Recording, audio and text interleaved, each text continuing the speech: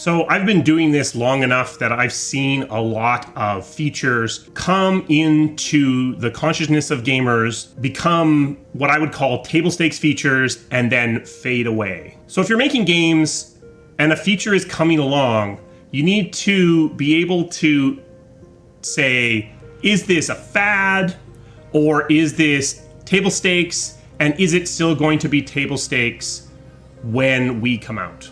So what's a table stakes feature? Table stakes feature is a feature that you basically have to have for your genre, because for whatever reason, it's become an expectation of the genre in its current state.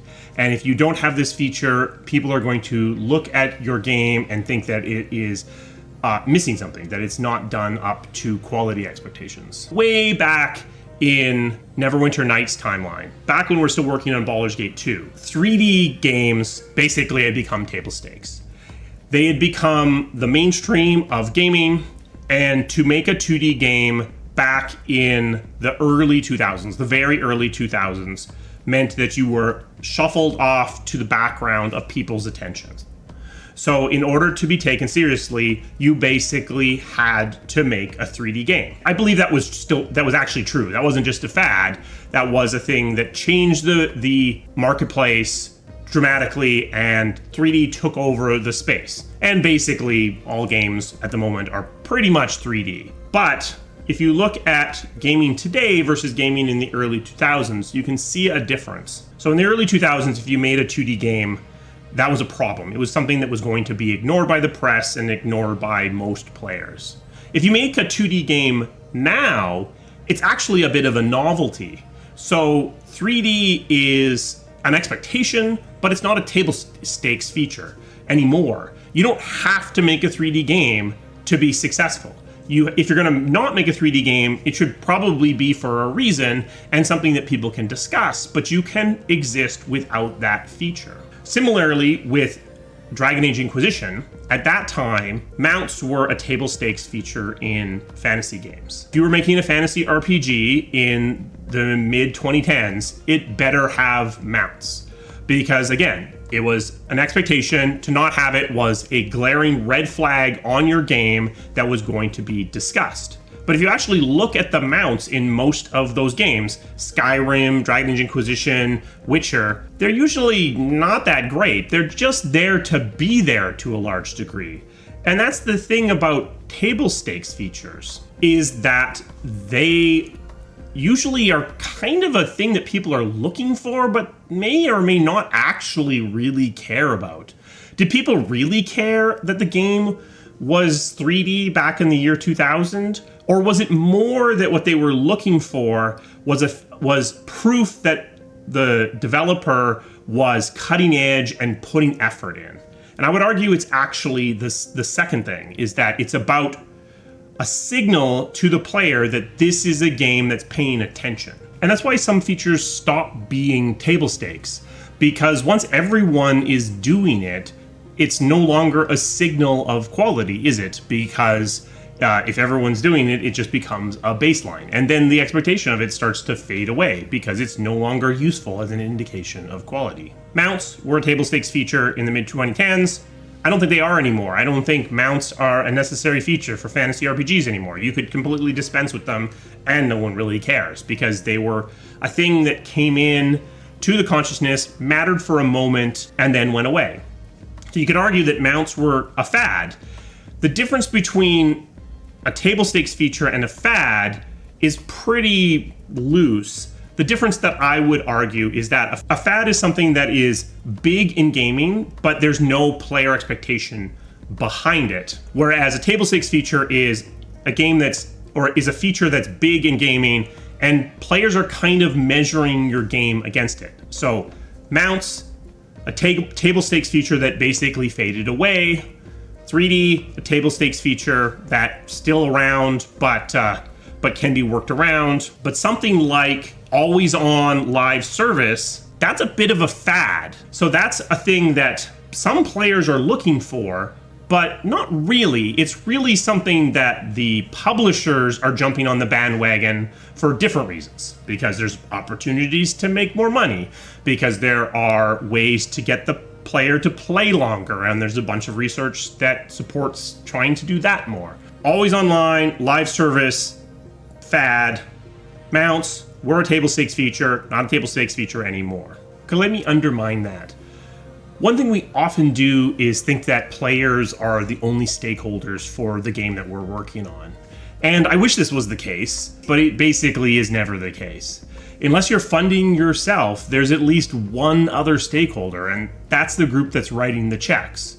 And so I could actually argue that in the later 2010s, always online, live service, the MTX extravaganza was a table stakes feature for those people, for the people that were looking to make money off of the game that you were producing.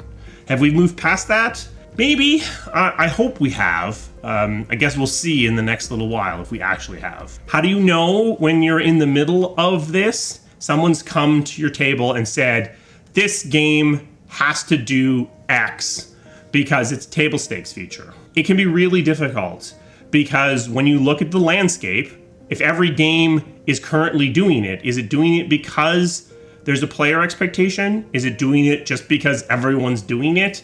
Is it doing it for some other reason? It can be hard to pick that out. And even if it is a table stakes feature right now, if your game is coming out in 2 years, is it still going to be a table stakes feature by the time you're in the press having this conversation?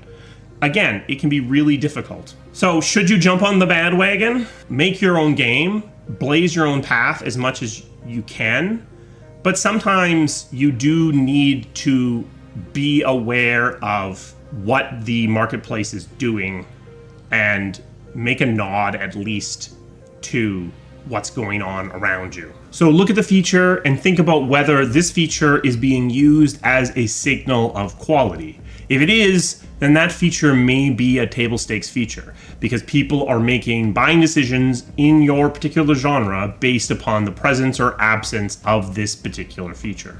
Did Inquisition have to have mounts? I feel like it did. Did Neverwinter Nights have to be 3D? Again, I feel like it did. But what would have happened if Inquisition hadn't had mounts? Would the game have been substantially worse? It wouldn't have been.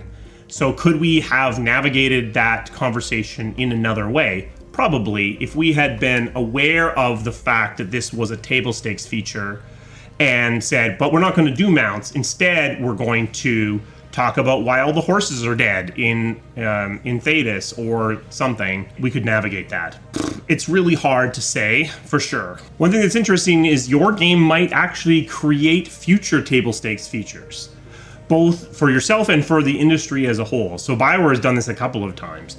In the case of KOTOR, it pretty much made full VO for the storytelling a table stakes feature in at least RPGs. And then when we got to Mass Effect 1 and it did a voiced protagonist, it made the voiced protagonist a table stakes feature. Now, in the case of the fully voiced NPCs, that's pretty much a table stakes feature across the entire industry at this point. Voice protagonist seems to be something where it is applicable to BioWare games for sure, but not all other games have had to fully adopt this, though you're starting to see that it's pretty much everywhere. So maybe it's going to cease being a table stakes feature pretty soon in AAA. So how do you know if your feature that you're thinking of doing is going to be a table stakes feature, especially if you're doing something in a company where you have lots of different games? You don't necessarily want to raise the bar for everyone. Two things. One, is this feature even applicable to other games? Horseback riding, applicable to fantasy RPGs, but not applicable to sports games.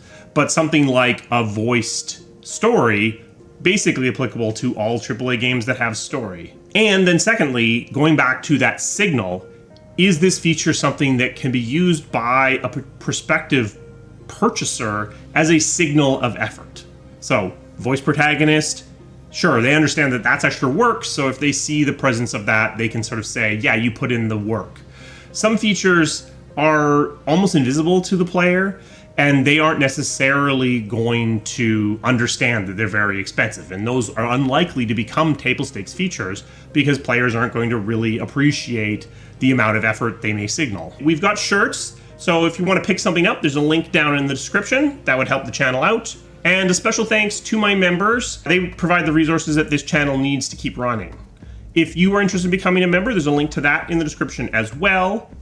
We have super thanks turned on the channel. There's a heart with a $sign in it if you want to throw some money at the channel directly. That's the way to do that. What do you think? What are some table stakes features that you've encountered in games? What are some features where you feel like the developer is just checking the checkbox to say they have a feature? Do you make buying decisions based upon the presence or absence of a feature in a game? Let me know that down in the comments. Also, what are some table stakes features that you wish would fade away and disappear from the industry? I will see you again soon. Thank you.